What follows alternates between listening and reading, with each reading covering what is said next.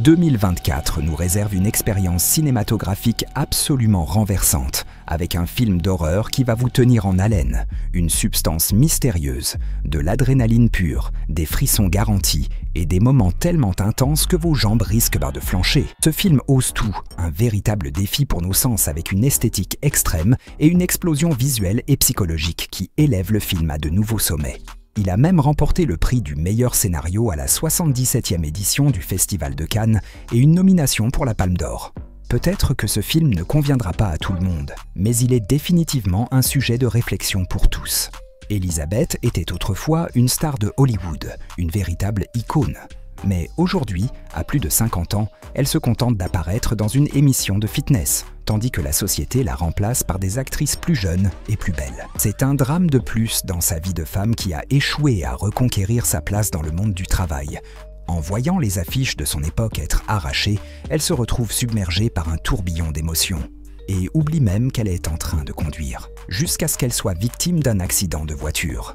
Un jeune médecin l'examine avec soin, lui assure qu'elle n'a rien de grave et, avant de partir, lui remet une clé USB, lui disant qu'elle serait la candidate idéale pour un mystérieux projet.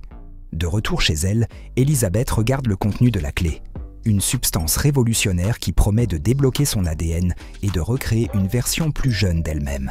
Incapable d'accepter son vieillissement, elle se rend à l'endroit indiqué et achète cette mystérieuse substance.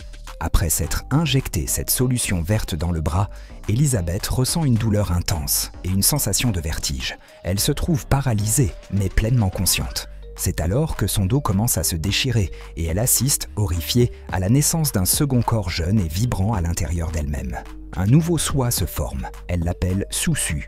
Après avoir soigné son propre dos, Susu injecte à Elisabeth la substance qui la maintiendra en vie. Dès lors, Elisabeth doit rester immobilisée et en soins, tandis que Susu profite de la liberté de son nouveau corps jeune. Les deux échangent leur vie tous les 7 jours. En prélevant de nouveau la moelle épinière d'Elisabeth, elle prend un risque énorme. Susu prend le contrôle de la vie sociale d'Elisabeth, attirant l'attention à chaque entretien, tandis qu'Elisabeth reste dans un état de semi-vie, alimentée par des perfusions. Mais Susu commence à se lasser de cette vie éphémère et veut plus. Elle brise le mur de la salle de bain pour isoler Elisabeth et se retrouver seule dans le corps jeune, décidée à prolonger son plaisir.